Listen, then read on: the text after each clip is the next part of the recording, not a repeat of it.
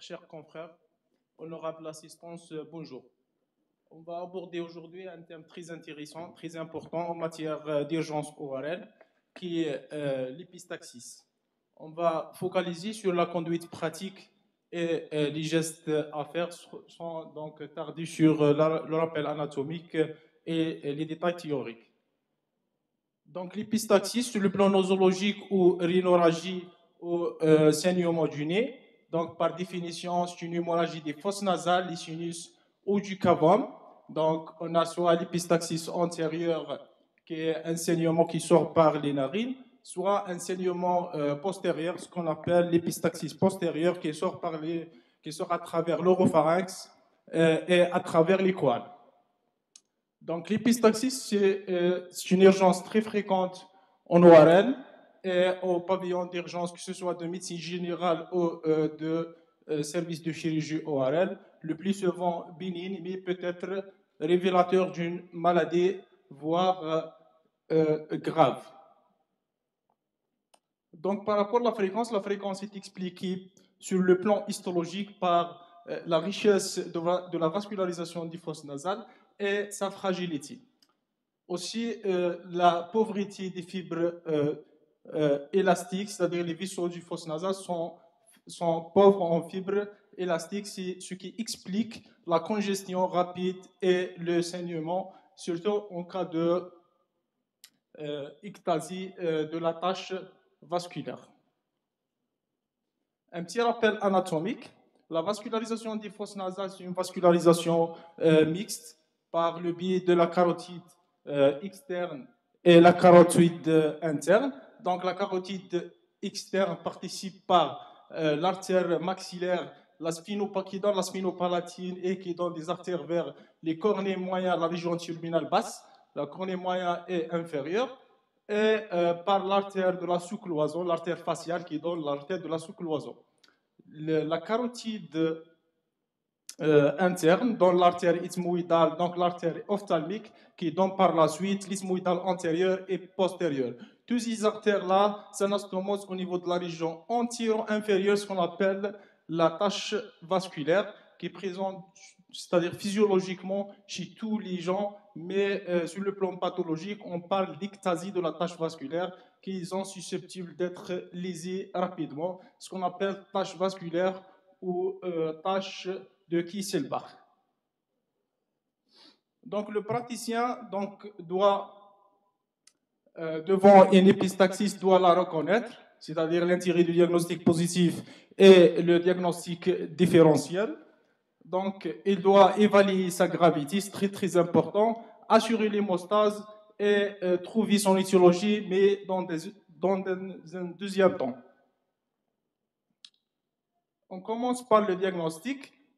Facilement, c'est un saignement qui sort à travers le nez. C'est un sang rouge vif d'origine endonasale ou endosinusienne, soit s'extériorise par la bouche à travers les couannes. Donc, l'examen à la baisse longue devant une épistaxis est incontournable. Donc, on doit éliminer tous les autres saignements d'origine digestive ou d'origine bronchique, tels que l'hématimèse ou l'hémoptysie, grâce à l'interrogatoire et un examen clinique bien détaillé. Donc, par rapport à l'examen clinique, doit être rapide au pavillon des urgences, tout en rassurant le patient. Donc, une rhinoscopie antérieure avec un spéculum endonasal et, si mieux, donc une nasofibroscopie ou un endoscope rigide. Voici un aspect normal des fosses nasales après une endoscopie avec un endoscope zéro rigide, et un saignement du nez qui présente, donc un malade qui présente une épistaxis. Parfois, l'examen clinique elle est difficile, donc grâce au saignement abondant et l'agitation du patient. Comme on a dit, l'examen de l'oropharynx est très important pour détecter l'épistaxis postérieure. Donc, deuxième chapitre, c'est d'évaluer sa gravité. C'est un temps très important pour orienter la prise en charge et orienter les gestes à faire. Donc, on interroge le malade sur le mode de début, la durée, les facteurs déclenchants et la quantité de sang perdue. Généralement, la quantité de sang elle est surestimée par les patients, c'est-à-dire on doit être objectif. On mesure généralement les mouchoirs utilisés par le patient. On interroge le patient sur le traitement déjà reçu. Les signes fonctionnels aussi, c'est très important, mais beaucoup plus pour orienter l'examen étiologique ultérieurement, tels que l'obstruction nasale, les céphalées et les signes neurologiques. Le terrain et les antécédents aussi, c'est très important pour faire le geste rapide et même pour orienter l'enquête étiologique. On doit aussi, donc l'examen général, c'est très important aussi sur le plan général, la tension, l'état clinique, respiratoire et même neurologique. Donc, après l'évaluation de la gravité, on est devant donc trois situations, soit l'épistaxis bénigne, généralement c'est le plus fréquent, c'est une épistaxis antérieure, unilatérale, isolée et répond rapidement aux petits gestes tels que la compression bidigitale et le méchage antérieur. Deuxième situation, c'est l'épistaxis grave par sa abondance, la durée et la répétition. L'épistaxis avec une gravité extrême, généralement, c'est des patients qui sont multitariés, qui présentent une prédisposition clinique. On peut aller jusqu'au choc hémorragique et l'hospitalisation du patient au service de réanimation. Et on peut faire même des gestes plus avancés, tels que les ligatures de la carotide externe. Donc, en fonction de l'abondance de l'hémorragie, il n'y a pas vraiment un bilan systématique à faire devant un malade qui présente une épistaxis, mais toujours on doit lancer un groupage, une formule de numération et bilan de la crasse sanguine. Les autres bilans sont en fonction de l'étiologie et sont demandés ultérieurement pour orienter l'enquête étiologique et pour éviter les récidives. Donc, assurer l'hémostase, c'est le chapitre le plus important. Donc, épistaxis est égal urgence hémorragique, comme toutes les autres spécialités. Urgence hémorragique, donc c'est-à-dire un volet chirurgical et un volet anesthésique. On doit assurer le volet anesthésique par donc, le médecin lui-même ou même avis de réanimation et le volet chirurgical par le chirurgien ORL. Donc, c'est une escalade thérapeutique. La prise en charge de l'épistaxis, c'est une escalade thérapeutique en allant du petit geste de compression et de mochage jusqu'à l'embolisation, voire les ligatures du tronc artériel. Donc, l'objectif, c'est d'assurer une hémostase rapidement et d'éviter les récidives et les complications. Les mesures générales sont des mesures communes devant tout patient qui présente un saignement du nez. On doit installer le patient en position assise ou demi-assise. On évite les positions de décubitus dorsal. On doit apprécier la gravité, comme on a dit. Et l'examen ORL rapide et efficace tout en assurant le patient et faire évacuer les caillons, c'est très important. Le mochage pour donc éviter la continuité du saignement avec un mochage chez les adultes et des aspirations chez les enfants.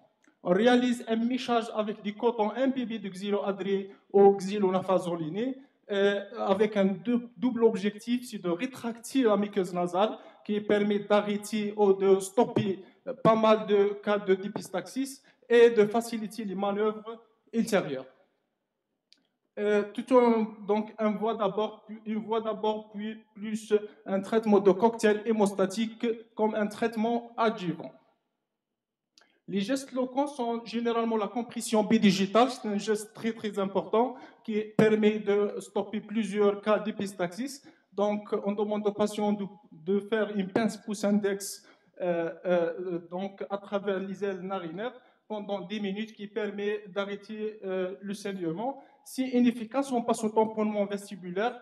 Donc, on mèche le patient au niveau vestibulaire par des substances ou des consommables d'image, soit grasses, non résorbables, soit résorbables, telles que le surgicel, et de préférence d'une façon bilatérale.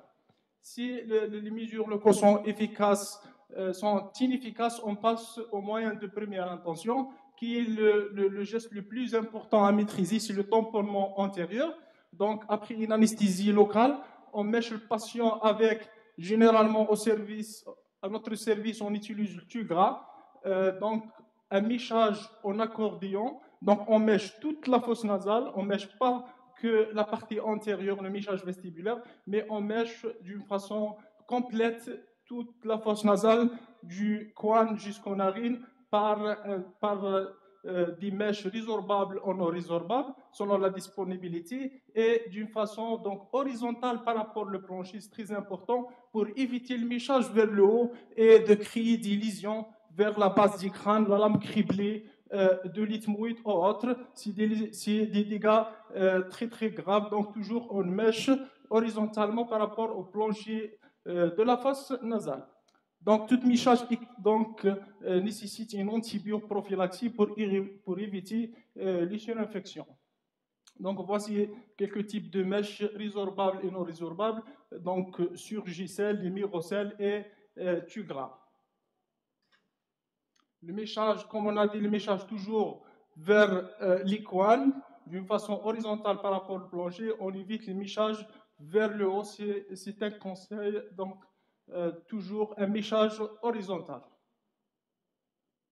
Par rapport aux cotisations, c'est parmi les moyens de première intention, mais ils sont des gestes à faire ultérieurement en dehors des périodes actives du saignement, telles que les cotérisations chimiques ou électriques. Généralement, au service, on cotérise les taches vasculaires et les causes vasculaires telles que les polypes signaux de la cloison avec des produits chimiques tels que les nitrates d'argent ou l'acide trichloroacétique, soit par des moyens électriques tels que l'électrocoagulation, la radiofréquence et au laser. Les moyens de deuxième intention sont le tamponnement postérieur. C'est un geste trop spécialisé qui nécessite un service d'ORL et une hospitalisation systématique. Généralement, on le fait avec une sonde urinaire, une sonde vésicale, donc à notre service, ou par des sondes donc à travers la fosse nasale, on la récupère à travers la bouche et on fixe une pelote donc préparée à l'avance pour la bloquer contre l'icoine et on associe un méchage antérieur, mais la plus pratique, c'est on utilise une sonde vésicale pour bloquer l'icoine et faire un méchage antérieur avec le Tugras.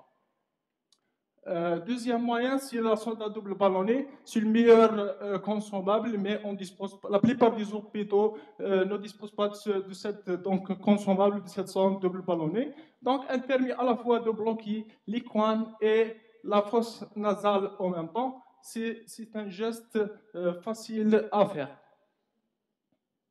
Les moyens de troisième intention sont les moyens donc plus avancés qui nécessitent un centre spécialisé, équipe entraînée, donc c'est que l'embolisation qui nécessite un service de radiologie interventionnelle, donc après l'épuisement de tous les moyens précédents, donc on utilise soit l'embolisation qui est on embolise toujours le système carotidien externe, on évite l'embolisation du système carotidien interne pour éviter les complications beaucoup plus neurologiques.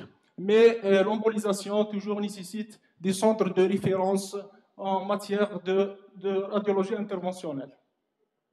La ligature, c'est-à-dire la chirurgie d'hémostase, donc on l'a fait au niveau de service de chirurgie ORL, donc la ligature de la carotide externe, le clampage transentral de la maxillaire, le clampage de la sphinopalatine le plus utilisé, le clampage des ethmoïdales. Voici une iconographie donc, qui montre le gold standard dans la chirurgie d'hémostase, c'est la dissection transnasale, donc sous guidage endoscopique de l'artère sphinopalatine, puis clampage de la sphinopalatine sous guidage endoscopique. Donc le traitement étiologique reste un traitement ultérieur. Il y a plusieurs causes, on ne détaille pas les causes. Il y a des causes locales, telles que l'inflammatoire traumatique au timoral, qui nous oriente vers, donc toujours le saignement nous oriente vers une de ces étiologies. Il y a les causes générales. Le chef de file chez les adultes, c'est les poussées hypertensives et les problèmes hématologiques. Et le diagnostic d'élimination reste l'ectasie de la tache vasculaire. C'est l'épistaxis essentiel, c'est le plus fréquent chez les enfants. Donc, gardez même pas que l'épistaxis se vend bénigne et essentiel, mais peut engager le pronostic vital et on doit toujours rechercher l'étiologie pour éviter les récidives. La cause la plus fréquente chez les enfants, c'est l'ectasie de la tache vasculaire. L'HTA et les poussées hypertensives, c'est la cause la plus fréquente chez les adultes. L'évaluation de la gravité donc, oriente la prise en charge ultérieure. L'épistaxis récidivante est hautement suspecte, donc toujours on cherche une tumeur ou une cause néoplasique sous-jacente. On peut mourir d'une épistaxis. Il ne faut pas donc négliger une épistaxis. Les moyens thérapeutiques sont les plus simples, tels que la compression bidigitale et le mirage antérieur sont les plus efficaces. Donc, je conclure pour dire que l'épistaxis c'est une urgence par excellence, c'est une urgence de chirurgie ORL par excellence, nécessite une véritable escalade thérapeutique allant de la simple compression bidigitale jusqu'aux ligatures et jusqu'aux embolisations du tronc donc artériel. Et le praticien toujours doit diagnostiquer, évaluer la gravité, faire l'hémostase et rechercher l'étiologie en deuxième temps. Et l'épistaxis essentielle reste un diagnostic d'élimination, donc il faut se méfier devant une épistaxis et recherche toujours l'étiologie. Je vous remercie. Merci. Donc on appelle le professeur Bélic qui va présenter les urgences en